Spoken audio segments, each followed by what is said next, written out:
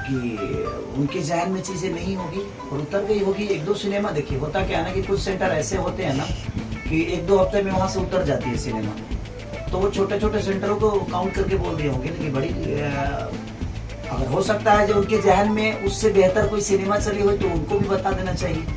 उसके पहले या उसके बाद में कोई सिनेमा उससे बेहतर चली है तो उनके जहन में नहीं होगी, ठीक है। और वो किस भाव में बोल दिए। और आप बताएं, आप इंडस्ट्री में, भोजपुरी की इंडस्ट्री में किसी से खेसारी के लिए अगर सवाल करिएगा, खेसारी के काम के लिए सवाल करिएगा, तो पॉजिटिव वाइब्रेशन आपको नहीं मिलेगी। और ना ही मेरे बारे में कोई अच्छा बोलता है। तो जो मेरे बारे में अच्छे नहीं बोलते हैं वो भी, उनकी भी जरूरत होता होगा, क्योंकि भाई आपके बोलने से मेरी जीवन तो चलती है नहीं। और वो मेरे लिए क्या बोलते हैं ये मेरे लिए मायने नहीं रखता, मैं क्या करता हूँ ये मेरे लिए मायने रखता है।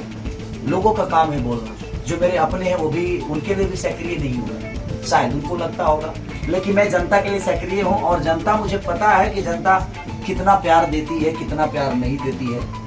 और शायद जिन्होंने बोला है उनको भी प्रोड्यूसर बनाने का काम मैं नहीं किया।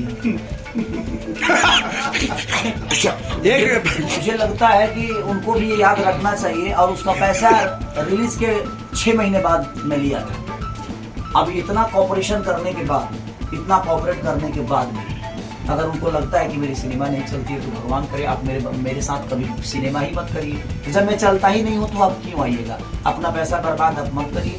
आप अपने जीवन में खुश रहिए, मैं अपने जीवन में खुश रहेंगे, हम मिलेंगे एक दूसरे से, भाईचारा हमेशा बनी रहेगी। ना आपके पास हीरो की कमी है, ना मेरे पास प्रोड्यूसर की कमी है, तो हर आदमी तो कहीं ना कहीं सक्रिय ही है। क्या उनके नजर में लिट्टी चोखा और आज की फ्लॉप फिल्म है, और उनकी फिल्म जो प्रोड्यूस की वो सुपर हिट है।